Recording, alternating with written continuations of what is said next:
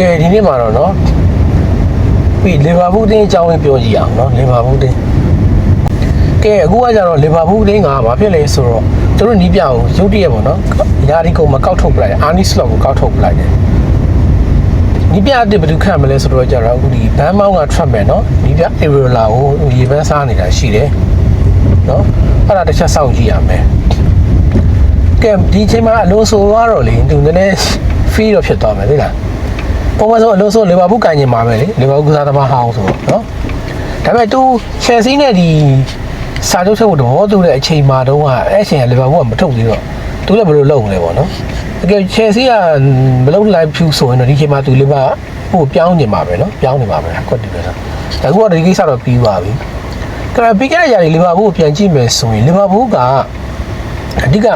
အဓိက main player တွေကနည်းနည်းအတက်ရလာတာတွေတော့ခြေကျလာတာတွေဒါလည်းဆိုင်မယ်ထင်တယ်သူတို့အဓိက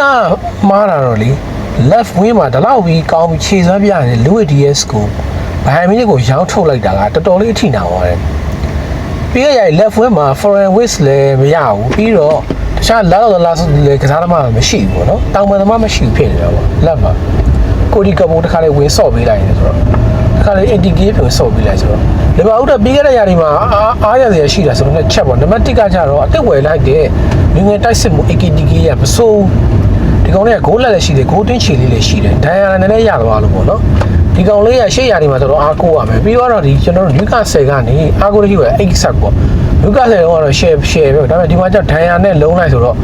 ဒီတစ်နေ့ကတော့အောက်ပါဒါပေမဲ့ ESA ဆိုတာကအရေးချင်းရှိတဲ့ကစားသမားဖြစ်တဲ့အတွက်ကြောင့်သူဒိုင်ယာခင်းစင်ပြီးတော့ဒီနီးပြအတင်းတဲ့ format ကြရင်တော့ရှေ့ရသေးတော့ဒီခြေစွမ်းပြဖို့ရှိတယ်ပေါ့နော်အဲ right wing မှာဆာလာထွက်တော့ဆိုတော့သူတို့အကောင်းစားဖြစ်ရတော့မှာနော်ဆာလာပြီးခဲ့ရတဲ့မှာခြေကျနေတယ်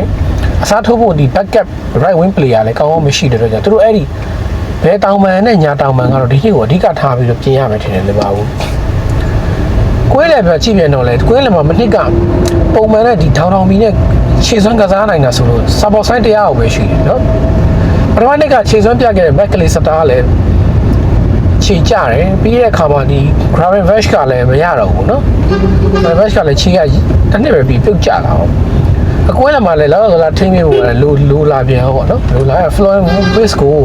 attacking မှာထားပြီးတော့ဆင်းရင်မဆင်းရင်တူလက်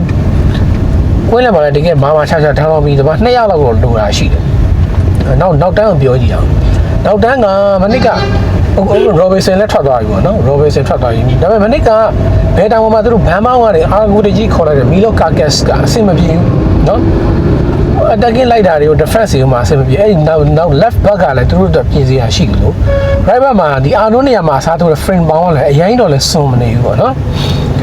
်အပြည့် center back ပြင်တော့လည်း Van Dijk ကသူ့အသက်ရ Van Dijk ကမကောင်းဘူးကောင်းတာပေါ့နော်ဒါပေမဲ့ Van Dijk ရဲ့အသက်ရရသည်သူဒီလောက်ပဲရတော့မှာပေါ့နော်သူနည်းနည်းကျလာပြီဘေးနဲ့ကိုနာတေးရတယ်တိတ်အယုံကြည်ရတဲ့ထဲမှာပါဘူးစန်တာဘက်ကလည်းလေဘာဘူးဖြစ်ရတဲ့ထဲမှာပါတာပေါ့နော်လေဘာဘူးချုပ်ကြည့်မယ်ဆိုတော့ဒီယာဒီမှာအဆင့်9နဲ့တော့တိန်းတယ်နော်အဆင့်9နဲ့တော့တိန်းတယ်သို့တော့လက်ရှိချန်ပီယံတယောက်အနေနဲ့ဒီအဆင့်9နဲ့ဆိုတော့နည်းနည်းလေးတော့ညော့တယ်ပြောလို့ရတာပေါ့နော်ပြောလို့ရတယ်ဒါပေမဲ့လေဘာဘူး FFG ကလေတခြားကလပ်နဲ့မတူတာကသူကနည်းနည်းစိတ်ရှိတယ်လားဒီနေ့မှာ Man United Chelsea လို့ဆိုရင်လည်းကောက်ထုတ်ပလဲပြီးခဲ့တဲ့ယာဒီ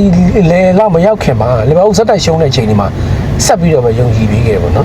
်ဒီကလီဗာပူးပြန်ကျွန်တော်တို့ကဒီရောက်ထုတ်လိုက်တဲ့ကစားသမားတွေနေရာမှာနော်ရောက်ထုတ်လိုက်တဲ့ကစားသမားတွေအတက်ရရှိတဲ့ကစားသမားတွေနေရာမှာဒီ quality ကစားသမားတွေမဖြည့်နိုင်ခဲ့ခြင်းကလည်းသူတို့ရဲ့အဓိက impact ကိုထိသွားတာပေါ့နော်ဒါကျွန်တော်ရှေ့ရနေမှာတော့စောင့်ကြည့်ရမယ်နီးပြဘယ်လိုဖြစ်မလဲပေါ့နော်ဖြစ်လိုက်နီးပြမိုတီပြီးတော့သူတို့ဘယ်လိုတွေဝယ်မလဲဆိုတော့ဒီကြတော့ center forward ကတော့ဝယ်ရမလို့ပဲကျန်တဲ့ wing တွေ midfield တွေ side back တွေ center back တွေတော့အများကြီးတော့ဖြစ်ရဖို့ရှိတယ်နော်ဒါပေမဲ့ Champions League လည်းဝင်ထားဆိုတော့ AC ပါသူအစင်တော့ပြေပါပါနော်ရှေ့ရဒီကတော့နော် Premier League လုံးဝ change ဖြစ်သွားတာပေါ့နော်ဘာလို့ Guardiola လည်းမရှိတော့ဘူးနော်ဟိုလည်းမရှိတော့ဘူးပြီးတဲ့အခါမှာဒီ Liverpool နဲ့နီးပြအတစ်ဖြစ်မယ် Chelsea ကလည်းနီးပြအတစ်အလုံးစုံနဲ့လာမယ်အာဆင်နယ်ကတော့တာတီနာရင်တိုင်းပဲပေါ့နော်မန်ယူကလည်းသူက Carrick ကစလုပ်မယ်ဆိုလို့ရှေ့ရဒီကတော့လုံးဝ Premier League မှာတကယ် change ပဲပေါ့နော်ပြီးဒီကမ္ဘာဖလားမှာပေါ့နော်ဒီကမ္ဘာလာမယ့်ကမ္ဘာဖလားမှာလည်းပလေယာတက်တွေဘယ်သူတွေနာမည်ကြီးပြီးတော့ထွက်လာမလဲမသိဘူးအဲ့ကနေပြီးတော့ဘယ်သူတွေပရီးမီးယားလိမှာဆက်ပြီးတော့ရောက်လာမလဲကဲစောင့်ကြည့်ရအောင်ပဲနော်